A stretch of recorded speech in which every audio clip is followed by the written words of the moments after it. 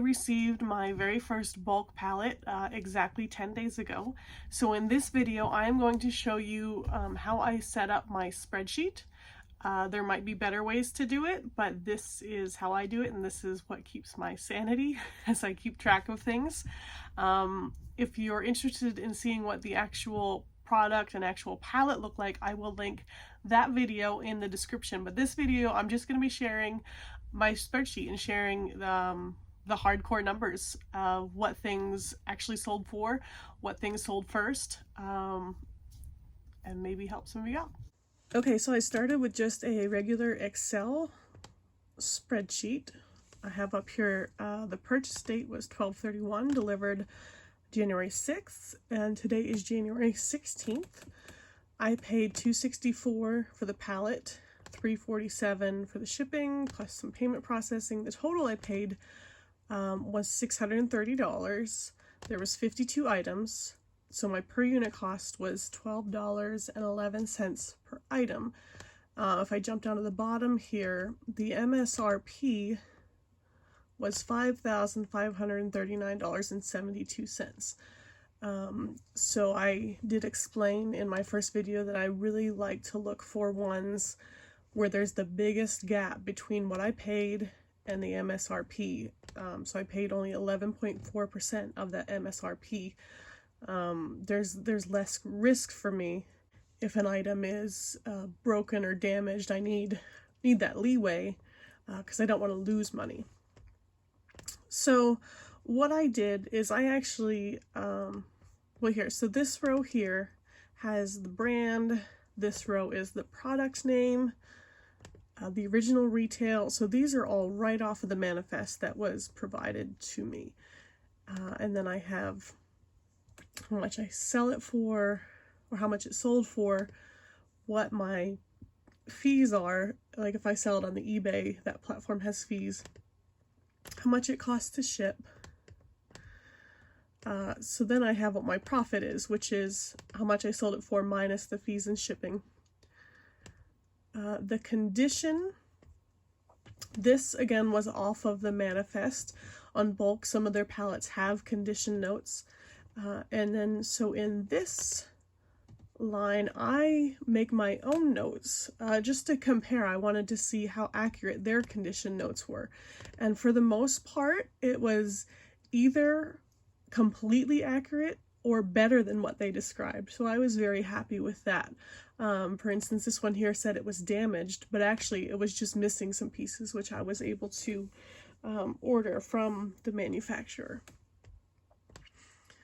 And then in this column, when I'm doing my research on how much to sell it for, I will look at two things. I will look at how much is it selling for brand new. So even though the manifest had the MSRP at $59.99, right now it's selling brand new on Amazon for $32.39. So I know that I can't list it for higher than that. And then also I'll look on eBay and see how many are listed for sale right now, what those prices are, and also how much they have sold for recently. So I just like to have those notes on hand when I'm listing things. So next I will talk about how I have color coded these. The ones up top here in the yellow. So these are the ones that I wasn't able to list just yet. I had to set them aside because I needed something else for them. So this first one, as I had mentioned, it was missing pieces. So I'm waiting on those pieces being shipped to me from the manufacturer. Then I can list it as a whole piece.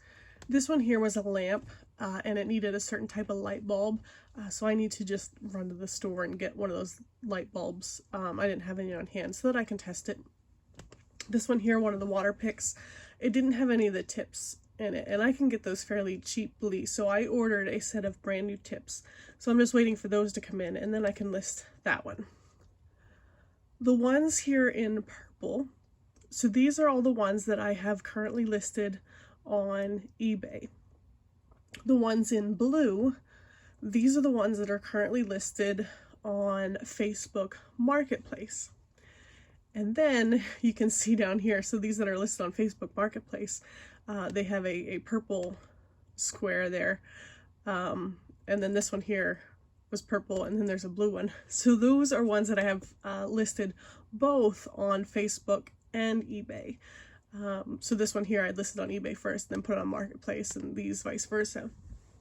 That's just so I know, hey, if I sell this, I need to go back to the other platform and remove the listing because that item has now sold. So that's just how I keep track of that. These here that are not highlighted at all, these are the items that I have not even listed yet.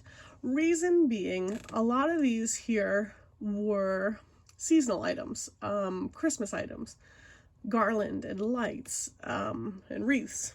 So they weren't number one on my list to, you know, hurry up and get them listed. I didn't know if there'd be a market for them.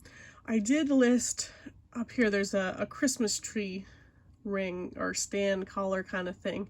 I did list that on eBay, and it has 2 watchers, so I may go ahead and just get some of these seasonal things listed as well and see if there's a market for those right now. So down here, once something sells, I put it down here in this green space. So I'll make the row green, but then I will change this color here in this row back to either that blue or purple, so that when I look at this, I can say, or I can see very clearly how many items sold on Marketplace versus how many sold on eBay. So then if I scroll down, so these are all in the first 10 days, the items I was able to sell very quickly. All right, so here is my sold column. So as you can see, you know, I paid $630 for the entire pallet, and in 10 days, I have received $1,231.94. Sold a couple items on Facebook Marketplace, and then I have items here that sold on eBay. Then in this column here, I have my eBay fees, the ones that sold on Facebook Marketplace. Obviously, there was no fees for that. Same with my column for shipping. This is my actual shipping costs. For the most part, I will use the US Postal Service, but sometimes I will also use FedEx. So this one here, for example, was a lamp. So the box was a little bit bigger. It didn't weigh a whole lot, but due to the size of it, when I went to get a label for the US Postal Service, it was like $30, and the item only sold for $37.99, and I offered free shipping on it. So I'm like, I can't pay $30 for shipping.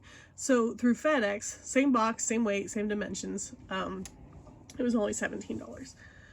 So my bigger ticket item, and this was the item, the whole reason I'd gotten this pallet, there was this beautiful, really fancy Garmin watch, and I sold it, went on eBay for $780.